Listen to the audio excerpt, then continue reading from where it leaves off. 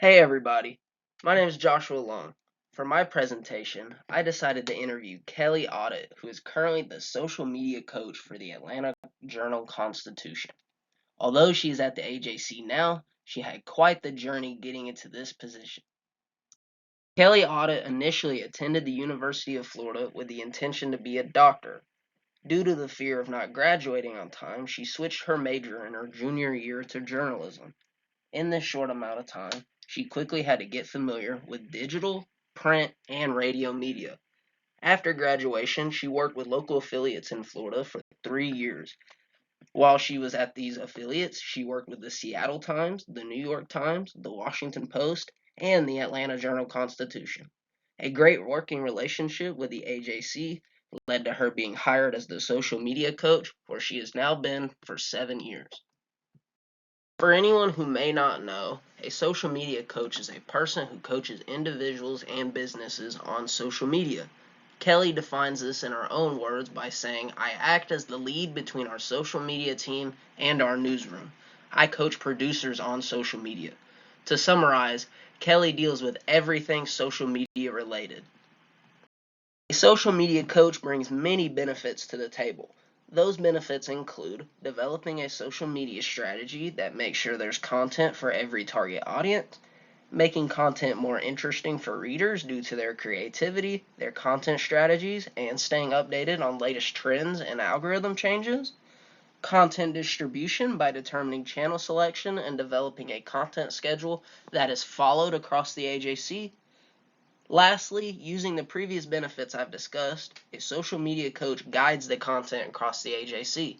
This basically means if there's breaking news, her team will get in touch with the breaking news team so they can get on that content as quick as possible.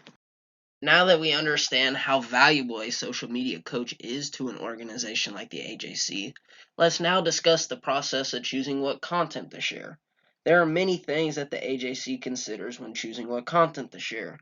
Those include what has resonated with their audience before, the immediacy of the content, the impact that content may have on the community and audience, what type of content it is, and most importantly, the importance of the content to the city, the state, and the region. Once you've chosen what content to share, you then have to determine when and how often to share that content. The when and how often is determined by the tools and analytics you receive on your audience. Some of that information includes audience habits, what they are interested in, educational levels, incomes, and even where they live. You will even receive information such as how active they are on the website, how often they read, when they read, what they read, and even how long they read for. The number one thing you should know when determining when and how often is always tailor it to your audience. Kelly then goes on to discuss the 3 things you should consider when creating shareable content. Those that you should consider are the immediacy of the content, the relevance of the content, and the interest level of that specific content. After discussing shareable content, Kelly then discusses social media campaigns and how you measure their success. For anyone who doesn't know, a social media campaign is a coordinated marketing effort that uses social media platforms to achieve specific goals. The 3 things you should consider when measuring their success are how many people your campaign reaches, how many people engage with your campaign, and lastly, how many people interact and participate in your campaign. To wrap up the interview, Kelly discusses a key concept that is used to effectively improve the company. What I am talking about in this case is social listening. Social listening is the process of analyzing online conversations about a brand or a business. Some forms of social listening include monitoring comments, inboxes, and engagement. Social listening helps tailor content, improve communication strategies, and it helps you stay informed on public perception.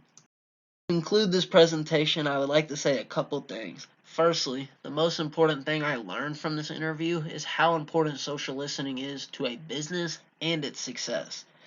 Lastly, the only thing I would change about this interview is asking less about a social media coach. I believe that I should have done this prior to the interview, and that would have benefited me greatly because I could have asked more. I hope you learned as much as I did. Thank you.